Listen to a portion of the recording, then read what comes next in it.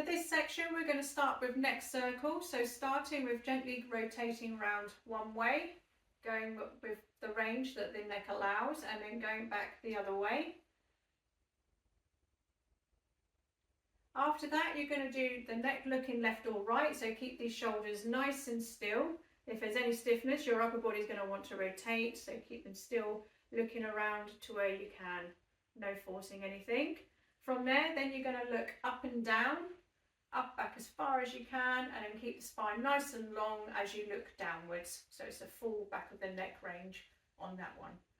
Okay, next one, you're going to do arm circles. So keeping the arms nice and shallow and straight to start with, lock those elbows, gradually getting bigger and bigger provided there's no pain.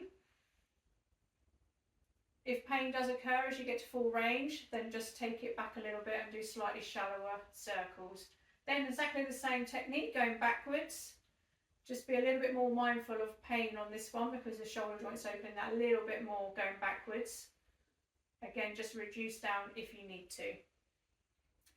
From there, we're going to lay out down on the floor now. So laying down on your back, legs nice and straight for laying out flat, arms above the head so you stretch out in one long line, and just breathe into that stretch, allowing those arms just to sink down onto the floor. Again, no forcing those shoulder joints onto the floor. Okay, from there you're going to go into the arm scissors, so one arm up, one arm down. So we're going to go into rotation now for the shoulders. Again, just go to where the arms allow, don't force anything. If you find you've got one arm that's tighter than the other, just go with what is allowed on that one side, but then do full range on the other side. Okay.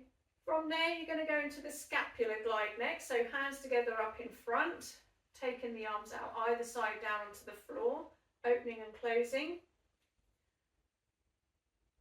And when you get to full range there at the bottom, it opens up the shoulder joints as well as the scapular area. Again, just make sure there's no pain. If it is a bit tender on the shoulder joints, then you can go slightly shallower down on the floor, and this will make it a little bit more comfortable on that shoulder joint.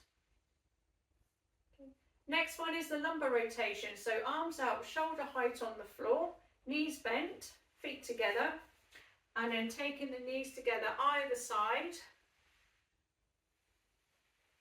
And this gives you a nice hip and lower back rotation. So it's a nice one for getting that back moving. Just make sure that there's no pain. Just go to where the body allows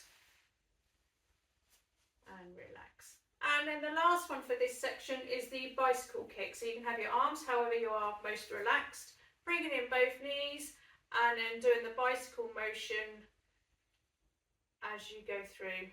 Just make sure that there's no pain in your hip or your knees. If there is, you can either have a rest and retry or do a slightly duration of time and build up that time.